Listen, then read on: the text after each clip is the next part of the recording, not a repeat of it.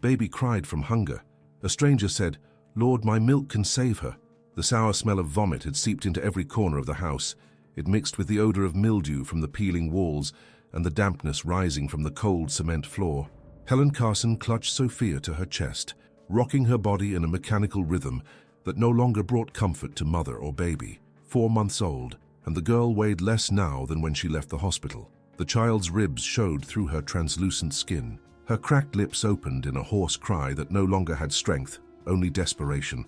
20 hours remained until the appointment that would decide everything. 20 hours to prove she was capable of keeping her own daughter alive or lose her forever. The kitchen clock showed 11:40 on Thursday night. Helen had stopped counting how many times Sophia had thrown up that day. She had also stopped counting how many times she had knelt on the floor, begging God for a miracle, an answer, a sign, anything. The nurse's uniform hanging on the living room chair still smelled of the clinic's disinfectant, reminding her she'd been suspended 3 days ago. "Until you resolve your personal situation," they said. "If this story is touching your heart, consider subscribing to the channel. This is how we continue to bring stories that remind us God never abandons his children, even when all seems lost." Where are you listening from? 6 months ago, Jack was alive. 6 months ago, there was laughter in that house, plans for the baby's room, conversations about names while he placed his hand on her round belly. 6 months ago, Helen still believed the world made sense. His truck went off the road on a curve Jack knew by heart. No one could explain it. A tire burst, they said. Fatigue, they speculated. God's will, the priest decreed at the funeral. Helen, 8 months pregnant, looked at the coffin and felt the first contraction. Sophia was born that night, premature, screaming with lungs that barely worked. As if she too knew she had arrived in a world that no longer had a father to protect her. The empty baby bottles piled up in the sink. Helen had tried 7 different brands of formula. All of it came back up, sometimes in minutes, sometimes in violent jets that left Sophia gasping. The diagnosis was clear: severe gastroesophageal reflux. The treatment was also clear: fresh breast milk, rich in antibodies, easily digestible. The problem was that Helen's milk had dried up from the stress, the malnutrition, the double shifts she'd worked to pay for her daughter's medicine. The municipal milk bank had been empty for weeks. The mothers' groups on WhatsApp responded with pity, but none had any to spare. "I barely have enough for my own," they said. And Helen understood. She understood everything, except why God would put a child in the world just to watch her waste away. 3 days ago, the social worker from Family Services had shown up unannounced, hair in a bun, glasses on the tip of her nose, clipboard in hand. She asked questions in a gentle voice that didn't hide the judgment. "Is the power out?" "Yes," because the money had run out. "Are you unemployed?" "Suspended." "Not unemployed." "Do you have a family support network?" No. She was an only child. Parents deceased. Her husband's family blamed her for him dying, overworked. "Are you aware that child neglect is a crime?" Helen felt her legs buckle. It wasn't neglect. It was impossibility. It was doing everything right and still losing. The social worker left a paper with a date and time. Friday, 10 in the morning, evaluation for possible foster care. Translation: if Sophia didn't improve in 48 hours, they would take her child. Helen pressed her lips to Sophia's warm forehead. 5 degrees on the digital thermometer. The only thing she hadn't sold yet, hypothermia setting in. The small body trembled, the sunken eyes barely opened. "Please, my love," Helen whispered, her voice breaking. "Please, just drink a little." She offered the bottle with diluted formula, the only kind she had left. Sophia took 2 sips, choked, and vomited everything onto her mother's shirt. The cry returned, weak, defeated. Helen cried too. She thought she had no tears left, but they came anyway, wetting her dirty face, falling onto her daughter's pale cheeks. The neighbors had stopped answering her knocks. The first week, Mrs. Peterson had brought soup. The second month, Mr. Gerald offered $50. But Sophia's incessant crying had driven them away. Banging on the walls at 2 in the morning, complaints to the landlord. "That child needs a hospital," they said, as if Helen didn't know. As if the hospital hadn't said, "Bring her in the morning, it's not an emergency now." As if an emergency wasn't a mother watching her own daughter die in her arms, helpless to do anything. Helen staggered to the kitchen, still holding Sophia. The empty refrigerator hummed, wasting electricity she didn't have. She turned on the tap, filled a glass of water, tried to give it to the baby with a small spoon. Sophia turned her head. 3 drops went in, 3 drops came back out. Helen set the glass on the counter with a trembling hand. She looked out the window. A deserted street, dead streetlights, no one was coming. No one cared. God had forgotten her. It was then that her knees gave out. Helen collapsed onto the cold kitchen floor, sitting with her back against the cabinet. She squeezed Sophia against her chest, feeling the fragile bones, the heartbeat that was far too fast. "Lord," she began, her voice a thread. "Lord, I can't do this anymore. I've done everything, I've tried everything. I worked until I dropped, I begged for help until I was humiliated. I prayed until I lost my voice." The tears flowed uncontrollably now. "If you're going to take her quickly. Don't let her suffer anymore. Don't make me watch this." She pressed her lips to the top of Sophia's head, where the thin hair was matted with sweat. "Or show me the way. Show me, because I can't see anything." The silence of the house answered. The clock read 11:43. Sophia's cry faded to a low moan, exhaustion winning out over hunger. Helen closed her eyes. She thought of Jack. She thought of the life they had planned. She thought of how it had all fallen apart so quickly, as if it had never been real. Maybe it wasn't. Maybe she was always destined to lose everything. Maybe God was punishing her for something she'd done, some sin she couldn't remember. And then, in the dense silence of the early morning, came the knock. Light, soft. 3 taps on the front door. Helen froze. 11:47 at night. No one visited at this hour, no one visited anymore, period. The neighbors barely nodded at her. Her colleagues from the clinic had disappeared after the suspension. Was it the social worker? Impossible, so late. Was it someone from the court? Were they coming to take Sophia even before the hearing? The knock came again, patient, persistent. Helen struggled to stand, her legs numb from kneeling so long. Sophia whimpered against her neck. She crossed the dark living room, tripping on the chair, holding the baby with one arm and wiping her face with her free hand. It was no use. The tears kept coming. She approached the door. "Who is it? Who is—" A man's voice, deep, careful. "My name is Robert Mason. I'm a doctor. I heard the baby crying. Can I help?" Robert Mason. Helen knew the name. Everyone in town knew it. The surgeon who had abandoned a brilliant career in Chicago after his wife died in childbirth. The man who worked for free at the clinic twice a week, but wouldn't look anyone in the eye. The reclusive widower who lived at the Mason estate, that colonial property on the outskirts, and rejected every social invitation. The nurses whispered about him. Handsome, rich, destroyed, untouchable. Helen looked at herself. Shirt stained with vomit, messy hair, bare feet, swollen eyes. Was she presentable? Did it matter? Sophia moaned again, and vanity evaporated. She opened the door. Robert Mason stood under the weak light of the corner streetlight, the only one working on the block.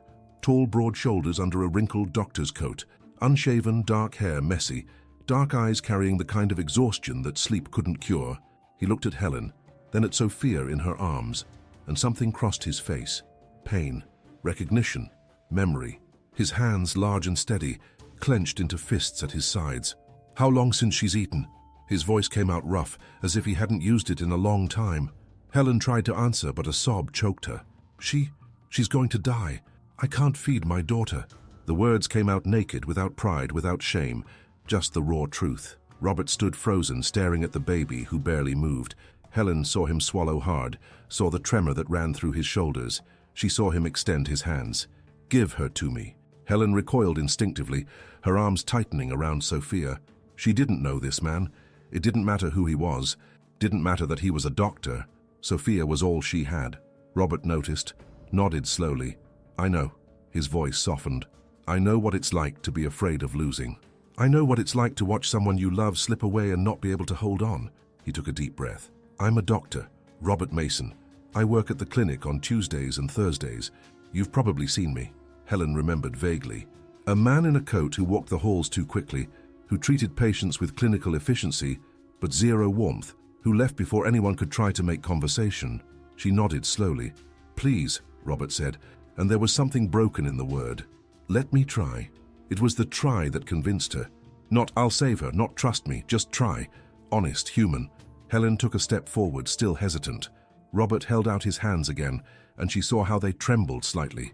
A surgeon's hands that had saved hundreds of lives, but trembled at the touch of a 4-month-old baby. Helen placed Sophia in his arms.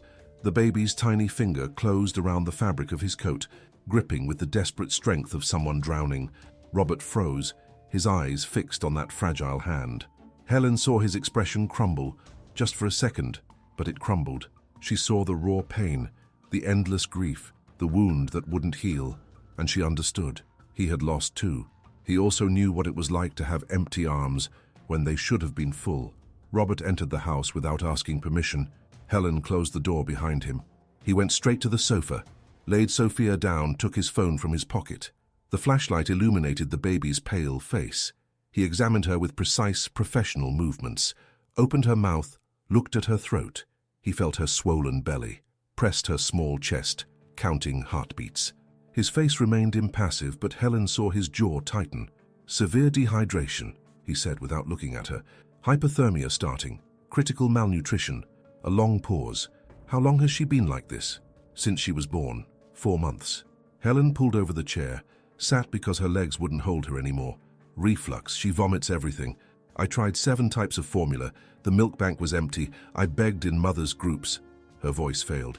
"Tomorrow morning is the evaluation. They'll take her from me if she's not better." Robert finally looked at her. His eyes were too dark, too deep. "She needs specific breast milk, fresh from the source. A milk bank won't work at this stage. She needs the colostrum, live antibodies, easily digestible fat." Helen covered her face with her hands. "I don't have money to pay a donor. I don't have money for anything." The silence returned heavy. Sophia whimpered and Robert picked the baby up again instinctively, as if his body remembered before his mind. He looked at the child in his arms, and Helen saw him close his eyes for a long moment. "I know someone," Robert said finally. Helen lifted her head. "What?" "I know someone who can help." He opened his eyes and there was decision there, mixed with something that looked like desperation. "Come with me, now, you and her." "Where?" "My house, the estate." He stood up, still holding Sophia. "My housekeeper, Mrs. Celia. She lost her granddaughter 3 weeks ago. A premature baby in the next town. Her breasts are still producing milk. She's suffering from engorgement. She needs to relieve the pain." He looked at Sophia, then at Helen. "And Sophia needs milk." Helen shot to her feet. "I can't accept charity. I can't." "It's not charity." Robert's voice was firm now. "It's an exchange, professional. You're a nurse. You take care of Mrs. Celia, help with the late postpartum care, massage her ducts. She feeds Sophia. Simple." It wasn't simple. They both knew it. It was strange. It was desperate. It was the last option before the abyss. But Sophia chose at that moment. The baby, who had barely opened her eyes for hours, turned her head toward Robert's chest, mouth searching, survival instinct screaming louder than exhaustion. The movement broke Helen's heart in two. "Please," Robert said, and it was the second time he had used that word. "Let me try to help. Let Sophia have a chance." Helen looked at her daughter. She looked at the peeling walls of the empty house. She looked at her own hands, trembling and useless. She thought of the hearing the next morning, the social worker with the clipboard, the possibility of never holding Sophia again, and she thought of Jack, of how he would say, "Take the help, honey. Pride doesn't feed a baby." "Okay," she whispered. "Okay." Robert nodded, a sharp movement of someone who'd made a decision before he could change his mind. "Get what you need. Diapers, clothes, whatever you have. Quickly." Helen ran to the bedroom, threw Sophia's few clothes into a plastic grocery bag. She grabbed the birth certificate, the clinic card, the teddy bear Jack had bought. She slipped on her old sandals, grabbed her thin coat.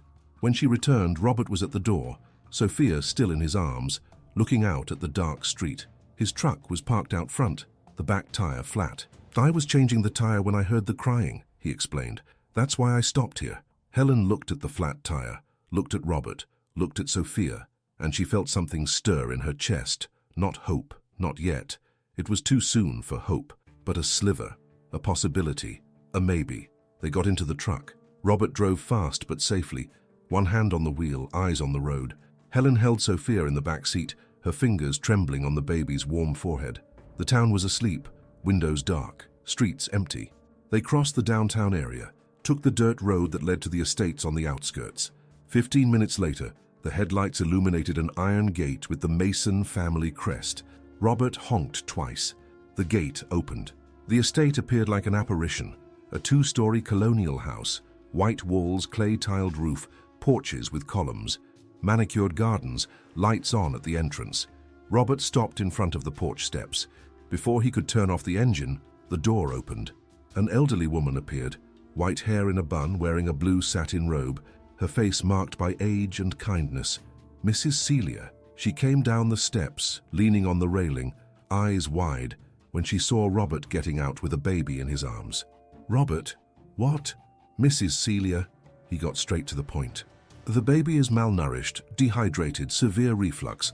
She needs fresh breast milk. The mother has exhausted every option." A pause. "Do you still have milk?" Mrs. Celia brought her hand to her chest instinctively, and Helen saw the pain cross her face. "Yes, but my granddaughter—" "I know." Robert moved closer, showed her Sophia. "But this child is dying, and you are suffering. We can help each other." Mrs. Celia looked at the baby. Her eyes filled with tears, but she didn't look away. She held out her hands, trembling fingers, and Robert placed Sophia in her arms. The baby was so small, so fragile in the older woman's arms. Mrs. Celia looked at that pale face, the cracked lips, the eyes that barely opened, and she began to cry. "God sent this child to me," she whispered. "Sent her so I could—" She didn't finish the sentence. She just opened her robe with a trembling hand, brought Sophia to her swollen breast. The baby rooted, her mouth opening in an ancient reflex. Celia guided her, and Sophia latched. She suckled once, weakly, twice, stronger, 3 times, and a 4th, and a 5th. Helen fell to her knees right there on the porch steps, hands covering her mouth to keep from screaming. She watched Sophia begin to drink strongly, watched the milk dribble from the corner of her mouth, watched as the baby did not throw up. She didn't throw up.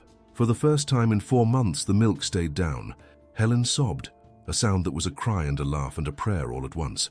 Robert stood beside Mrs. Celia, hands in his pockets to hide the trembling, watching the scene with a torn expression.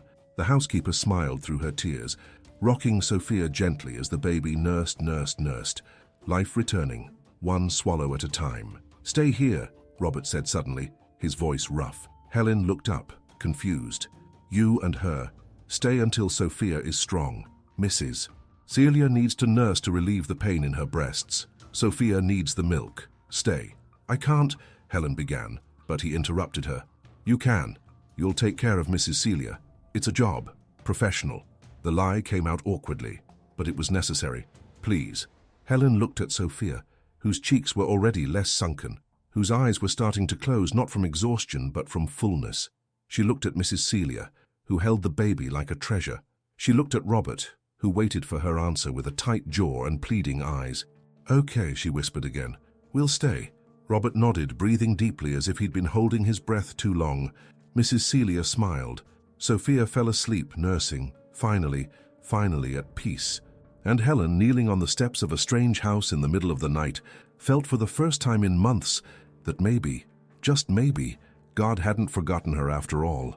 But neither of them knew that, at that exact moment, in the sleeping town they left behind, a phone was ringing in Victoria Vance's house. And the news that was arriving, a poor widow entering Dr. Roberts' estate with a baby in her arms at midnight, was already beginning to spread through the group chat that controlled everyone's reputation in town. Sophia gained 10 ounces in the first week. Helen tracked the numbers in the notebook Mrs. Celia kept in the kitchen, noting every feeding, every hour of peaceful sleep, every smile the baby was starting to practice. The colonial house smelled of fresh coffee in the morning, chicken stew at lunch, and the lavender soap Mrs. Celia used. Smells of home. Smells Helen had forgotten existed. The room Robert had offered her was on the 2nd floor, with large windows overlooking the apple orchard, a double bed with a white linen quilt, a wooden crib that Mrs. Celia had brought from storage, the same one Robert had slept in as a child, a bathroom with hot water, an empty closet waiting for clothes Helen didn't have. She slept in her clothes, woke before the sun, went downstairs to help Mrs. Celia with breakfast, not out of obligation, but because standing still hurt, because accepting without giving back burned. Robert left early for the regional hospital, returned late. They barely spoke. He'd come in through the kitchen door, greet them with a nod, go straight up to his study. Sometimes Helen heard footsteps in the hall at night, the study door closing, the dense silence of a man who couldn't sleep. She didn't ask. It wasn't her right to ask, but she noticed the dark circles that deepened every day, the stubble he forgot to shave, the way he looked away whenever Sophia laughed. Mrs. Celia spoke for both of them. Robert was always a quiet boy, she said, while applying cream to her cracked nipples. Ever since his mother died when he was 8, he learned to keep everything inside. His father drank, you know. I'm the one who raised that boy. She'd look toward the window, toward the study where the light stayed on late into the night. Laura was the first person who managed to make him truly smile. When she died, her voice faltered. When she died, he went back to being that 8-year-old boy, alone, scared, pretending he doesn't need anyone. Helen listened, feeding Sophia with the milk Mrs. Celia pumped and stored. The baby had her cheeks back. Her skin had color. Her little eyes followed movement. "A miracle," said the doctors Robert had brought to examine her. "Divine providence," Mrs. Celia corrected. Helen didn't argue. She knew it was both. She knew God used people, and that night, Robert had been the angel he chose. On the 10th day, the social worker showed up unannounced. Helen was in the garden with Sophia in her arms when she saw the White County car stop at the gate. She recognized the woman with the clipboard, Martha Hayes, and felt her stomach churn. Mrs. Celia came out of the kitchen, wiping her hands on her apron, her posture erect despite her 68 years. "Can I help you? I'm here to conduct a follow-up visit for the minor Sophia Carson." The social worker did not smile.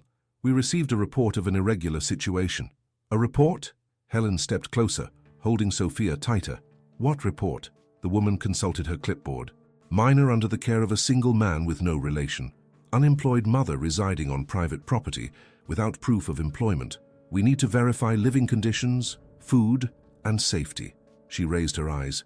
"And morality."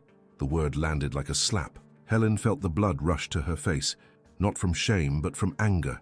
"Morality. Mrs. Carson, you are living alone with a single man." "She is not alone." Mrs. Celia stepped forward, her voice sharp. "I have lived here for 40 years. I am the housekeeper, responsible for this home, and a witness to everything that happens within these walls." She pointed to Sophia. "This child was starving to death. I had milk to spare, and unbearable pain in my breasts. Helen takes care of me. I feed the baby. Simple, Christian, decent." The social worker wrote something down. "Even so, I need to inspect the accommodations. Separate rooms, routines, nutrition." They spent 2 hours at the estate. They measured Helen's room, photographed the crib, checked the refrigerator, interrogated them about sleep schedules. The social worker spoke to Sophia as if 4-month-olds could report abuse. Helen answered in a trembling voice, hands sweating, heart racing. When Robert arrived in the middle of the inspection, coming straight from the hospital, still in his coat, he found the 3 women in the living room. "What is going on?" The social worker introduced herself, explained. Robert listened in silence, jaw tight, eyes darkening. When she finished, he spoke in a dangerously calm voice. "Let me understand. Someone reported that I am sheltering a mother and a child who were literally starving. Someone found that immoral." He took a step forward. "Do you know what's immoral?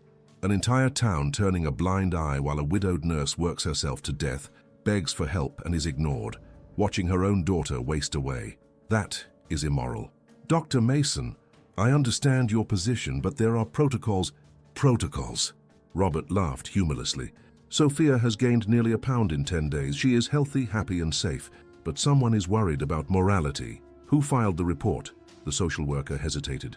"I cannot disclose that. It was anonymous." "Anonymous." Robert took out his phone. "I'm calling Judge Miller right now. We went to school together. He owes me a few favors. Let's see if this anonymous report holds up against a slander investigation." The social worker turned pale. "That won't be necessary. I will include in my report that the conditions are adequate." She gathered her papers far too quickly. "Good day." When the car disappeared down the drive, Helen collapsed onto the sofa. Robert stood in the middle of the room, hands clenched. Mrs. Celia was the one who broke the silence. "It was Victoria Vance. I'm sure of it." "How do you know?" Robert asked. "Because she came here yesterday when you were out. Asked if it was true that widow was living here. I said yes. She smiled that way she does, that snake smile, and said, 'How interesting. Laura's barely cold and Robert's already brought in another.' I shut the door in her face." Helen covered her face. "I'm leaving. I can't let this continue. I can't destroy your reputation." "You are going nowhere." Robert turned to her, eyes fixed, determination unwavering. "Victoria Vance controls this town because nobody stands up to her. I don't care about gossip. I never have.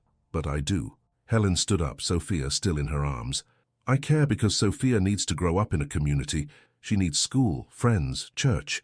If everyone thinks her mother is an opportunist, Robert finished, his voice bitter. Is that what they're saying? Helen nodded, tears threatening. Robert ran a hand through his hair, turned to the window. The afternoon sun lit the garden, the apple trees heavy with fruit, the world outside that judged without knowing. I'm going to church on Sunday, he said suddenly. With you, and with Sophia. We'll sit in the front where everyone can see. I will make it clear that you and the baby are under my protection, that anyone who messes with you messes with me. Mrs. Celia smiled. Helen just looked at him, at his tense shoulders, at the decision that cost him something deep. He hadn't been to church since Laura's funeral. Everyone knew it. Showing up there with Helen at his side would be a public declaration. It would be choosing a side. It would be war. Robert, you don't have to. I do. He finally looked at her, and there was something raw in his gaze. I have to, because you don't deserve this. Because Sophia doesn't deserve to grow up carrying shame that isn't hers. Because, he hesitated, swallowed. Because for the first time in a year, this house feels like a home again, and I will not let them destroy that. Sunday arrived, hot and humid. Helen woke with a knot in her throat, chose the only dress she had, faded blue, a ripped hem. Mrs. Celia appeared with a beige linen dress, discreet, elegant. It was my niece's. She left it here. It should fit you. It fit perfectly. Helen looked in the mirror, barely recognizing the woman who had gained 10 pounds in 2 weeks, who had rested eyes and clean hair. Robert was waiting in the living room in a grey suit, navy blue tie, shaven, hair combed, posture erect. But Helen saw the tremor in his hands when he picked up the truck keys.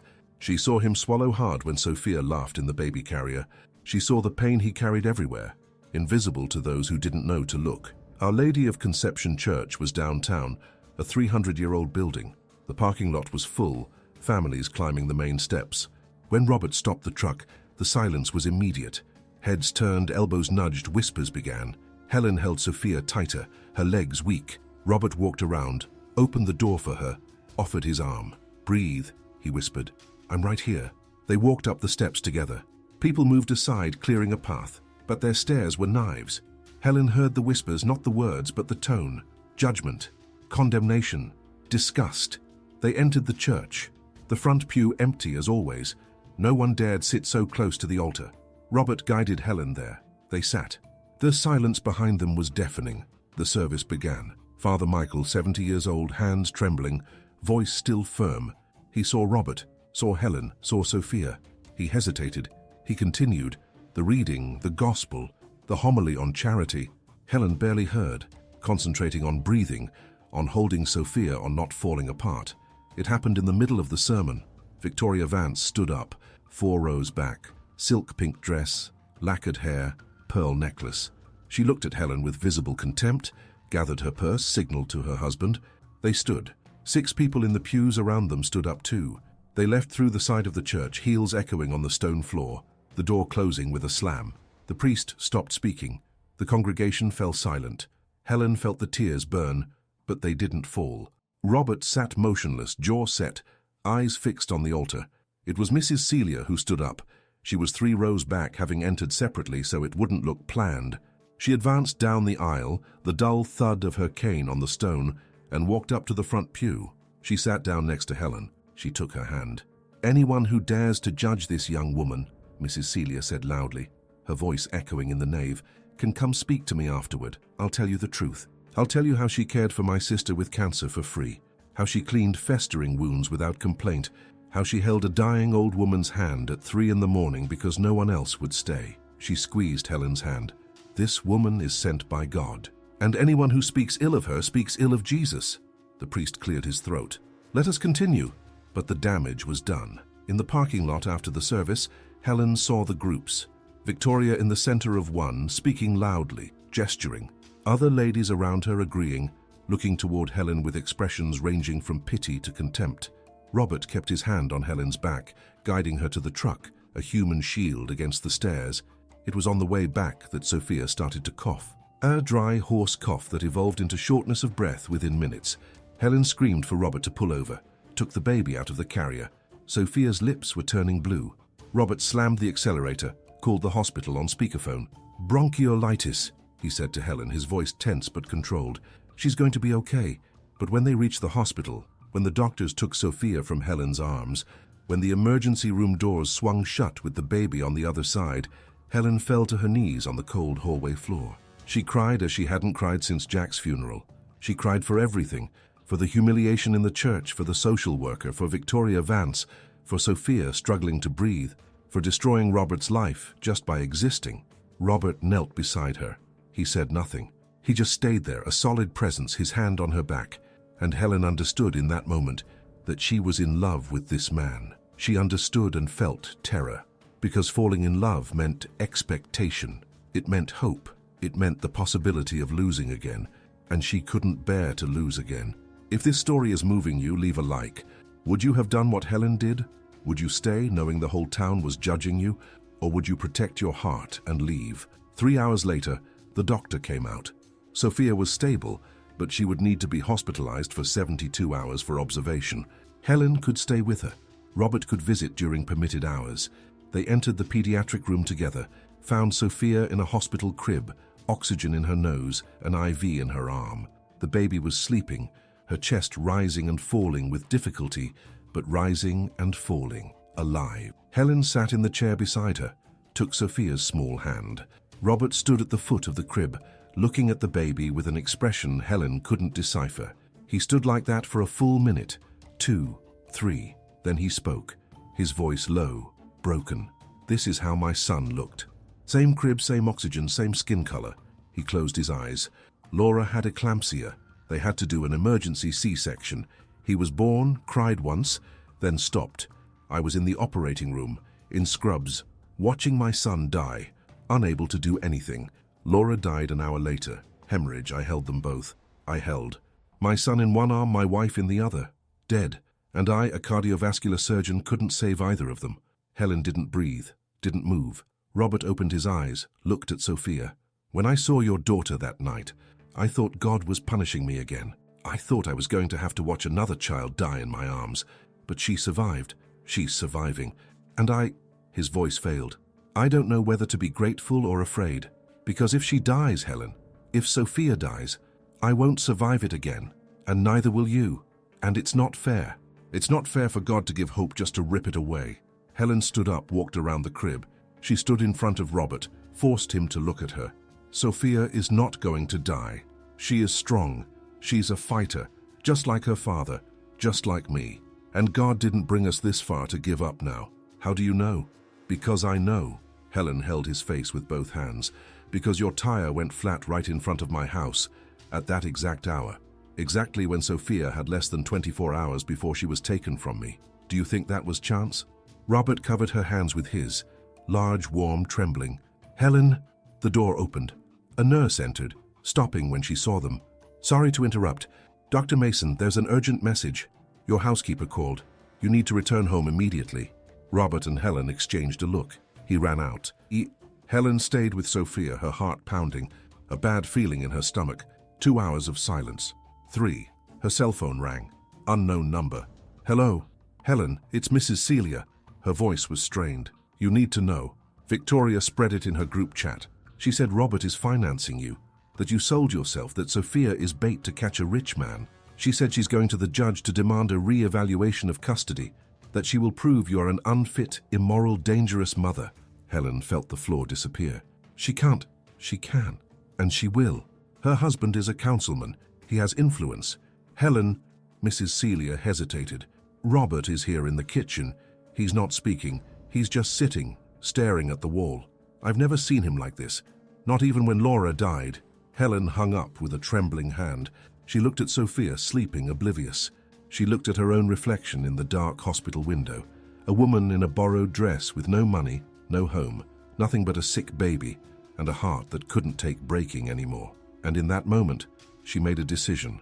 When Sophia was discharged, she would leave. She would go back to her empty house, to the town that hated her, to a life with no future. But she would leave Robert in peace. She would let him rebuild his reputation, his life, his chance at happiness, because she loved him too much to destroy him.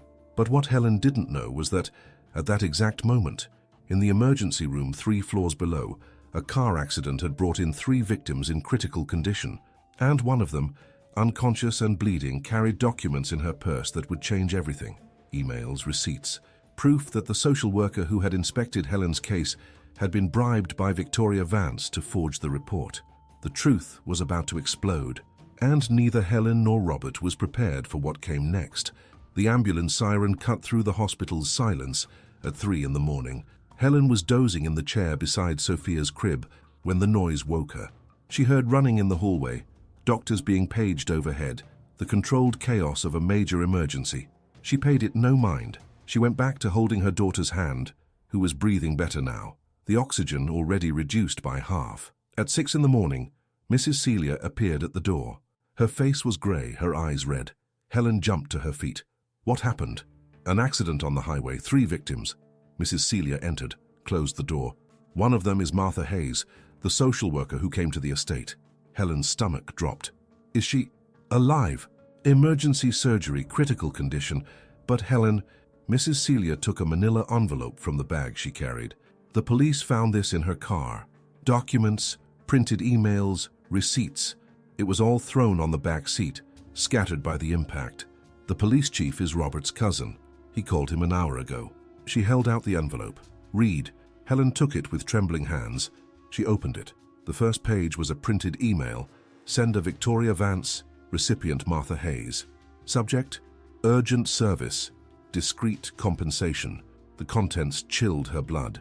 Martha, I need you to conduct a rigorous inspection of the minor Sophia Carson, currently residing at Dr. Robert Mason's estate with her mother, Helen Carson. The situation is inadequate, immoral, and dangerous for the child. Your report must reflect this.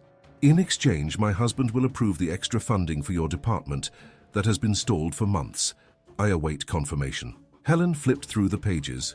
More emails, receipts for bank transfers, deposit slips into Martha's account, text messages where Victoria instructed exactly what needed to be in the report, all dated, timed, impossible to deny. Martha was taking it to the judge, Mrs. Celia said.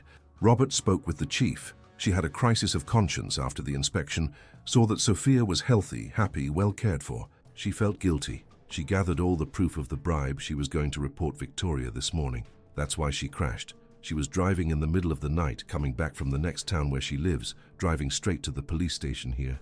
Victoria was trying to destroy us over money, over political influence. Not just that. Mrs. Celia took another sheet from the envelope. There's an older email here. Victoria wanted Robert for her daughter, Bianca. Always wanted to unite the families. When you appeared, she saw you as a threat. She decided to destroy you before Robert could get truly attached. She held Helen's hand. But she didn't count on one thing. She didn't count on God seeing everything, and that all wickedness, sooner or later, comes to light. Helen looked at Sophia, sleeping, oblivious to the earthquake happening around her. She thought of all the nights she'd spent awake with fear, of all the times she'd thought of giving up, of all the moments she'd questioned if God was even there. And now, in an impossible way, the truth was exploding. Not through her own efforts, not through human justice, but because of a car crash in the dead of night, a guilty conscience and evidence that had literally fallen into the authorities' laps. Where is Robert? He went to the station. He said he'll be back soon. Mrs. Celia hesitated. Helen, you need to know. The whole town already knows. The chief couldn't keep it quiet. By lunchtime, everyone will be talking. Victoria is finished. Helen should have felt relief, victory, justice. But she only felt tired. Tired of fighting, of proving, of defending the indefensible. Because in the end, even with proof, even with Victoria exposed, the town would always remember, would always whisper, would always judge. Robert entered the room 2 hours later, unshaven again, eyes sunken, but there was something different. Fire, determination, righteous anger. He went straight to Helen, took her hands. The prosecutor is indicting Victoria. Bribery of a public official, false reporting, defamation. Her husband has already requested a transfer to another county. She's isolated. No one is answering her calls. It's over. Helen just nodded. Robert frowned. Why aren't you happy? Because it doesn't change anything. Her voice came out weary. Victoria falls, but another one will appear. And another. As long as I am in your life, Robert, you will be a target. Sophia will grow up hearing that her mother is an opportunist, and She pulled her hands from his, pulled her. I can't take it anymore. Helen, When Sophia is discharged, we're going back home, to our house. You did your part, more than anyone would have. But now you need to get on with your life. Rebuild, without us in the way. The silence that fell was dense.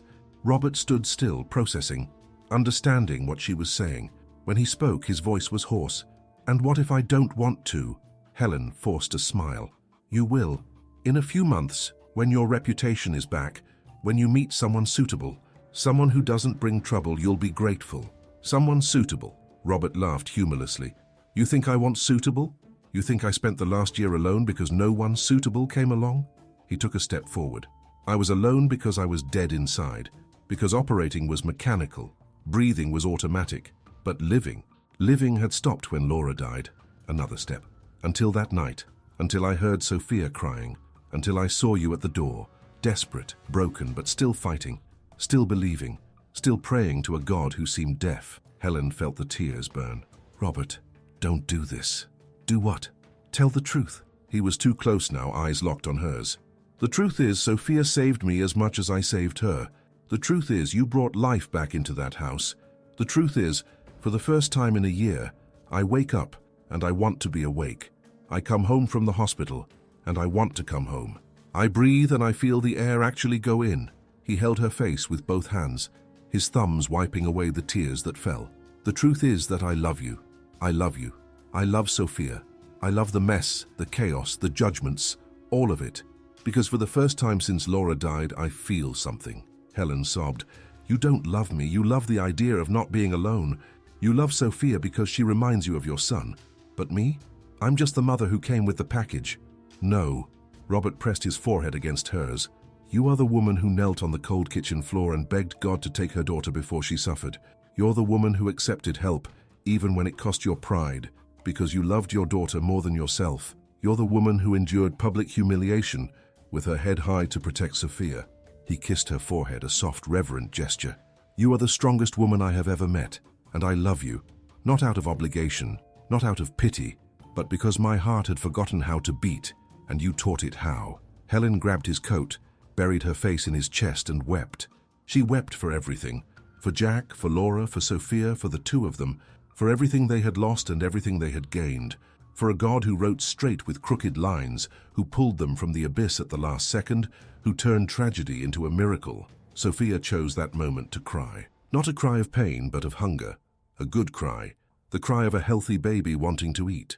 Helen pulled away from Robert, wiped her face, picked up her daughter. The nurse entered with a bottle of breast milk that Mrs. Celia had brought. Sophia drank eagerly, making satisfied noises, her eyes open, looking at her mother, and then at Robert, and she smiled. Her first, true, conscious, directed smile. Robert fell apart. He sat in the chair, covered his face with his hands, his shoulders shaking. Helen understood. She understood that this smile was forgiveness. It was a blessing. It was God saying, "You deserve to be happy again." She knelt in front of him, held his hands. "I love you too. I'm scared. I'm so scared of losing again, but I love you." Robert pulled her up onto his lap, held her tightly. Sophia nestled between them, eating peacefully, unaware that she had just stitched two broken hearts back together. 3 days later, at the community assembly convened by Father Michael, Dr. Arthur Fields read a public letter. 71 years old, retired, respected by all. He had a list. A list of every person Helen had helped in the last 2 years. 15 names. Mrs. Peterson, whom Helen had visited every day during chemotherapy. Mr. Gerald, whom Helen had taught to apply his own insulin when he couldn't afford a private nurse. A boy with severe asthma Helen had monitored for free. A bedridden elderly woman Helen had bathed weekly. The list went on. Every case detailed, every witness present, standing, confirming. "While you were judging," Dr. Field said, his voice echoing in the packed hall, "this young woman was saving lives, without charging, without asking for anything in return, simply because she has a good heart." He looked at Victoria Vance, who was in the corner of the room, alone, her husband already transferred. "And you, Victoria, you who claim to be a Christian, who leads a prayer group, who wears a cross. You tried to destroy this woman out of envy, out of malice, out of pride." Absolute silence. "Let he who is without sin cast the first stone." No one moved. Victoria left the hall with her head down, the few who still supported her looking away. The priest asked for Helen's public forgiveness. The congregation applauded, ashamed, relieved, wanting collective redemption. Helen was in the front row, Sophia in her lap, Robert at her side, Mrs. Celia behind them smiling through her tears. When the priest finished, when everyone stood, a line formed, people apologizing, offering help, bringing gifts for Sophia. It wasn't perfect, it didn't erase the pain, but it was a beginning. But Robert proposed to Helen 2 months later, not in a fancy restaurant, not with an expensive ring, but in the kitchen of the estate, Sophia crawling on the floor, Mrs. Celia baking bread, the smell of rosemary in the air. He simply knelt, took her hand and said, "Marry me, not because Sophia needs a father, not because the town expects it, but because I need you every day forever." Helen said yes, of course she said yes. The wedding was in the estate's chapel 3 months later. A simple ceremony, wooden pews, flowers from the garden, Mrs. Celia as maid of honor, Dr. Fields as best man. Sophia, a year and a half old now, toddled down the aisle holding rose petals. The whole town came, not out of obligation, but out of love. Real love this time, not the superficial love of appearances. 5 years passed. Sophia, 6 years old, curly hair in a ponytail, ran through the clinic Robert had set up on the estate. Free care 3 times a week for families in need. "Daddy! Daddy! More people are here!" She loved to play receptionist, loved to help hand out numbers, loved to hold the hands of scared children coming for shots. Helen was finishing her last year of medical school, 38 years old now, more fulfilled than she ever imagined possible. She coordinated a support program for single mothers, a community milk bank named Mrs. Celia's Place. The housekeeper had passed away at 72, peacefully in her sleep, smiling. The house was full now, 3-year-old twins, Lucas and Laura, chasing after Sophia. A dog barking, chickens pecking in the yard. The blessed mess of a real home. Sunday night, after a chaotic dinner with food on the walls and laughter that was too loud, Robert and Helen sat on the porch swing. Sophia climbed into his lap, drowsy but fighting sleep. "Daddy, tell it again." "Tell what, princess?" "The story of when you saved me." Robert looked at Helen. She smiled, that smile he loved, the one that still made his heart race. He kissed Sophia's forehead. "I wasn't the one who saved you, my love. It was God. God who gave me a flat tire right in front of your house, exactly when your mother needed it, at exactly the right time." "But you were the angel," Sophia insisted, yawning. "No." Helen moved closer, stroking her daughter's hair. "We were all angels for each other. Me, your father, Mrs. Celia, Dr. Fields. Sometimes God doesn't send angels with wings. He sends broken people who fix each other." Sophia considered this, her eyes already closing. "God is smart." Robert chuckled quietly. "Yes, very smart. He writes straight with crooked lines." "What does that mean?" Helen answered, her voice soft. "It means that sometimes things seem to be going wrong, seem unfair, seem impossible. But God is working even when we can't see him, preparing miracles, arranging meetings, preparing salvation." Sophia fell asleep. Robert carried her inside, placed her in her bed between the already snoring twins. He returned to the porch, pulled Helen onto his lap on the swing. A full moon illuminated the orchard. Crickets sang. A cool breeze brought the smell of ripe apples. "Do you really believe that?" Robert asked. "That God planned it all?"